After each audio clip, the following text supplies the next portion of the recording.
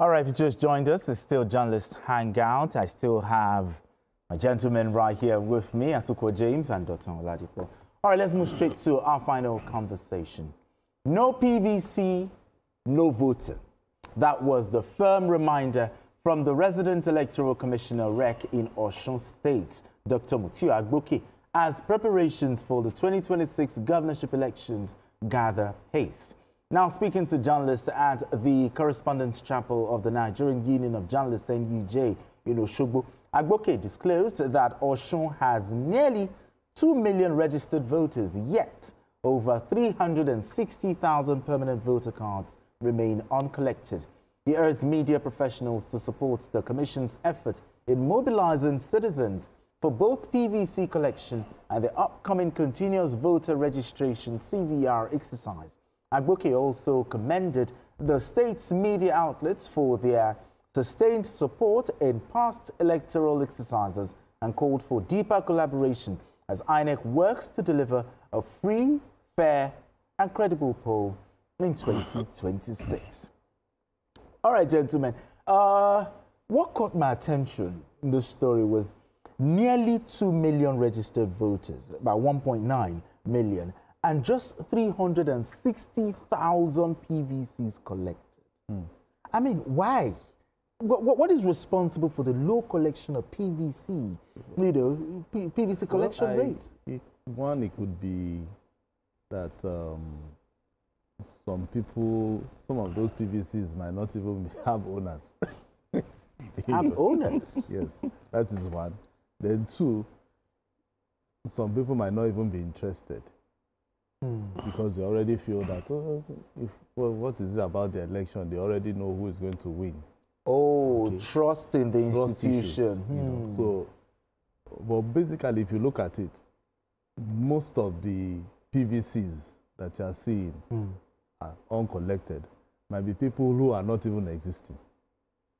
Okay. Because I know that if the Dr. Agboke should start doing this, start doing random checks and doing the proper investigation, you see that most of them are ghost voters. So the best thing is INEC will just have to clean his register completely, and I think that is what they are doing. So sometimes I see that they say in Osun, destroy the ones that are not collected. Yes, now I see Osun, they say they have 1.95 million registered voters. At the end of the day, you will notice that half of this number might not even come out to vote. Half? You are not even talking of a quarter. A quarter. There's a 360,000 PVCs collected. So that's what I'm telling you. So these 360 that you are seeing that have collected, maybe 80,000 or 100,000. By the time it gets to the election proper, you might not even see this number of people coming out to vote.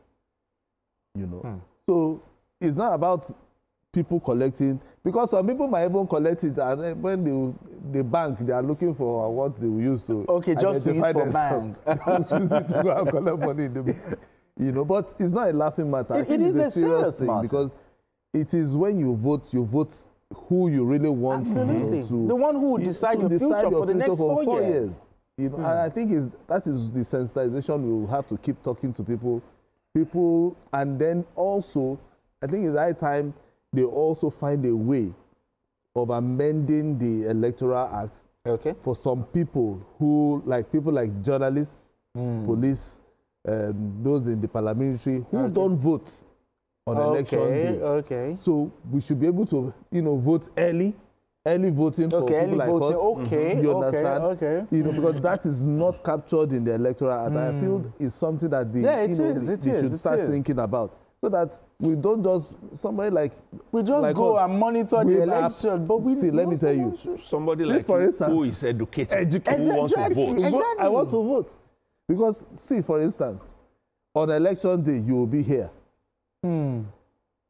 You are not part of this uncollected voter. Because it's in your pocket. But maybe it's somewhere in your local ward or whatever. You can see Ijebode. I really wish to. And if you want to bring him, so for instance, if you don't vote, that's your card is part of the uncollected vote. You understand? So that is a problem. It is a problem. But what could be responsible? Is this a matter of the low collection rate, is it a reflection of voter apathy or other reasons could be involved? Well, like you said, some are dead, some are ghosts. But what we see, even for those who have the cards, is that they are not just interested in voting. I think in Nigeria, we thrive more in complaining. And by so doing, we don't know that we are a part of the problem instead of being a part of the solution. Exactly. And the only way you can have a right to criticize any government is that you have not voted for it or you have voted for it. It's either of the two. You can say from your standpoint, that was why I didn't vote for you, because I knew this would happen. Or I voted for you, you must do better than you are doing now. Absolutely. But when you sit back at home and you don't vote, it becomes a problem. And you find out that the worst critics are the ones who don't go to the polling centers. Exactly. They sit at home, watch TV, do the analysis in their room, possibly get into some arguments with friends over who is going to win or not, but they have not gone to even exercise their own power to install a government. It's a huge issue, and not even but what should INEC be doing? Place. What should INEC be doing? Because right now we have a difference of 1.5 million. INEC has done. What should they be doing? INEC has done what it should, which is open the opportunity for you to come and collect, to come and register and collect and vote. Those are open opportunities. So it is we Nigerians who need to do a rethink. It's not only a matter of Nigeria now, because we've said it on this program. When you look worldwide, the percentage of voters keep dropping everywhere.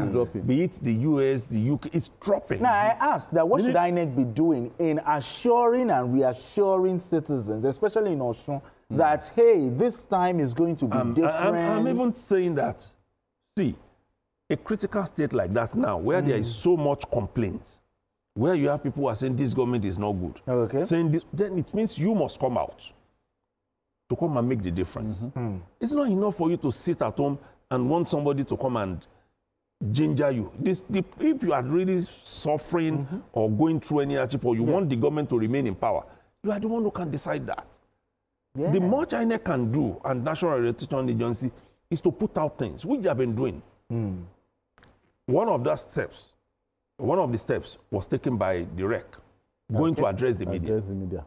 I say to people, try just go on the streets and ask the average Nigerian, what's the trending news today?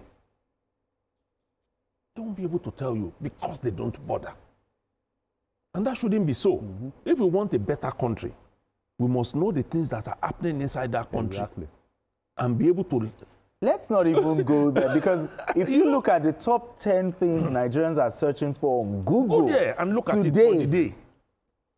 Then you know that we don't even care about this country. Exactly. The top 10. If you Google, sir, the top 10 things Nigerians are searching. I can assure you that 8 of those things will not be anything that has to do with Nigeria. Absolutely. 8 of them. I mean, what should INEC be doing? Now, he talked about orientation. Do you think there should be more investment in voter education, so that to bridge that gap? Well, you know what? Another critical stakeholder in elections is the political parties. Okay. So we, the media, that is what we are doing. People must go out to vote, because if you do not vote, it is whoever wins is what you will take. Absolutely. And it decides your future. Exactly. For the next 4 years. So the best thing is go there, register, pick your permanent voter PVC, and make sure that you vote the person that you feel that can change your future. Absolutely. Okay? Or can help you in future.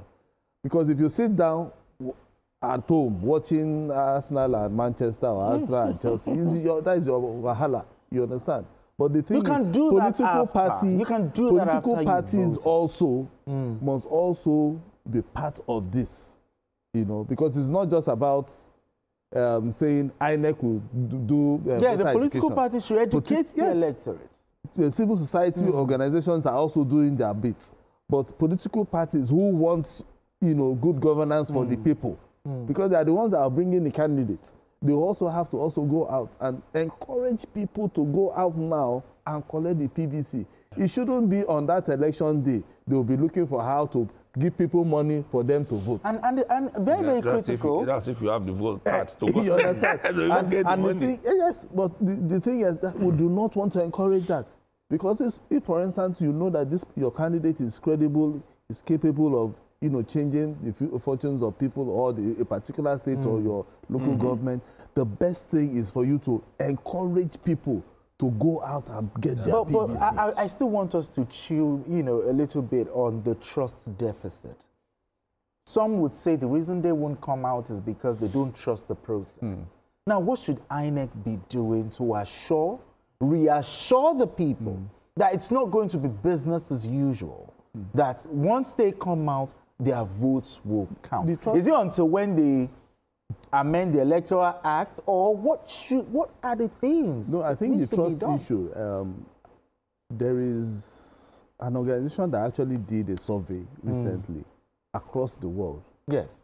And from their conclusion, they noticed that people are beginning, it's not just in Nigeria, people are beginning to lose interest in elections generally.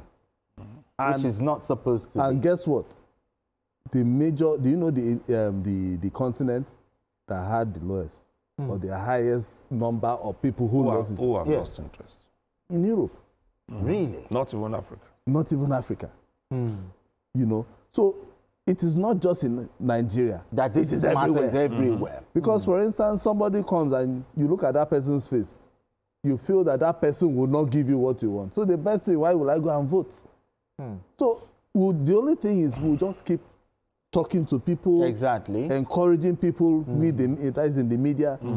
For people to always go out on election day to vote and not just sit down at home. And also, like I keep saying, if you sit down in your house, tomorrow, whoever comes and wins the election will decide your future. Don't go on social media to complain. Because you don't have a right to complain anymore. You did not vote. You don't have a right to complain. Even our interest in what is happening inside the you don't have a right to complain. Should be of interest to us. Because once a party produces a candidate for you, you have only those choices to make. Exactly. And that's why we are saying even you should go obtain membership cards of a political party. Absolutely. So become a member of a political party. Absolutely. So you decide your fate from the onset. Because once a bad candidate comes out, there is nothing you can do. If you have to buy them back. Yes, even if you are going to. But anyway, my director, that loan voice. My director is actually shouting at me right now. But anyway, thank you so much, Dr. Oladipo. Appreciate you for doing this with us. Appreciate you. Thank you so much. Asuko James. Thank you for having me. Thank you so much for always coming through. Thank you so much. And that's it on Journalist Hangout today. Join us tomorrow for another episode of the program. You can watch the repeat broadcast of this episode tonight at 11. Join us on Sunday from 1:30 to 3:30 p.m. for Journalist Hangout on Sunday. We're on YouTube at youtube.com/TVC News Nigeria. I am Benga Oreshegun. Bye for now, and God bless Nigeria.